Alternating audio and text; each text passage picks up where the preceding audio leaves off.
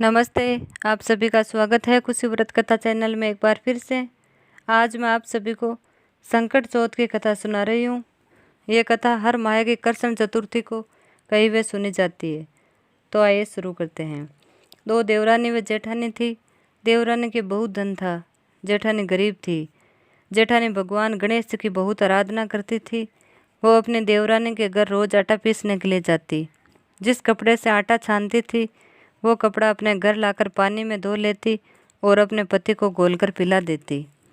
एक दिन देवरानी के बच्चों ने देख लिया। वे अपनी माँ से बोले कि माँ, ताई तो अपने घर से आटे का कपड़ा ले जाकर ताऊ जी को घोलकर पिला देती है। इस पर देवरानी ने जेठानी को कहा, देवरानी घर जाओ तो आटे का छानने का कपड़ा यहीं रख कर जाया करो। जेठानी गरीब तो थी ही, उसने वैसा ही किया। घर गई तो उसका पति बोला, मुझे चूर्ण घोलकर पिला दो। जेठानी बोली कि आज उसने आटा छानने का कपड़ा वहीं रख लिया है, इसलिए मेरे पास आपको खिलाने के लिए कुछ भी नहीं है। उस दिन उसके पति ने गुस्से में होकर उसको लकड़ी ही लकड़ी से मारा। तकदीर से उसके उस दिन चौथ माता का व्रत था। श्री गणेश जी का स्मरण करते हुए भूखी ही सो गई। तभी थोड़ी देर बाद भगवान श्री गणेश ने आकर कहा कि आज तो गणेश चौथ है और तू भूखी ही क्यों सो रही है। तब उस भगवान के भक्त जेठानी ने सारा वृतांत कह सुनाया। तब भगवान बोले कि आज मैंने गणेश चौथ होने के कारण चूरमा बहुत खाया है, इसलिए निपटने की मन में है, सो कहाँ जाऊँ। वह बोली, महाराज बहुत जगह बड़ी है, चाहे जहाँ चले जाऊँ। गणेश जी निपटने जाकर बोले, पूछूँ कहाँ। जब वह गुस्से में बोली, मेरा सिर पड़ा है, पहुँच लो। गणेश जी सिर के पहुँचकर चले गए। थोड़ी देर में जब उसने देखा तो सारा घर हीरे मोती से जगमगा रहा था। सारा सिर भी सोने की आभा से चमक रहा था। धन को बटोरने में देर हो गई, इसलिए देवरानी के नहीं जा सकी। देवरानी ने अपने बच्चों को ताई के घर देखने के लिए भेजा कि ताई क्यों नहीं आई है। बच्चों ने आकर देखा तो वहाँ भगवान की कृपा से हीरे मोती का ढेर लगा था।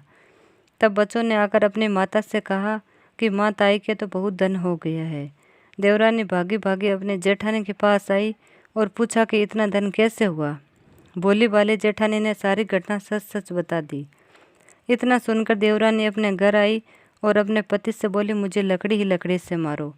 जेठानी को जेठ जी ने इसे बहुत मारा, इसलिए उसके बहुत धन हो गया। उसका पति बोला, तो धन की भूखी क्यों मार खाती है। लेकिन वो नहीं मानी और बहुत मार खाकर अपने मकान को खाली करके श्री गणेश जी का स्मरण करके सो गई। गणेश जी महाराज आए और कहने लगे, फालतू में मार खाने वाली उठ और मुझे बता कि मैं कहाँ निमटने जाऊँ। जब वो बोली, मेरी जेठानी के तो छोटा सा मकान था, मेरे तो बहुत बड़ा मकान है, चाहे जहाँ चले जाओ। और गणेश जी उसके सिर पर पहुंचकर चले गए। थोड़ी देर में उसने उठकर देखा तो सारा घर सड़ रहा था और बदबू आ रही थी। तब वो बोली, हे गणेश जी महाराज, आपने मेरे साथ छल कपट किया है। जेठानी को तो धन वैभव दिया और मुझे कूड़ा दिया।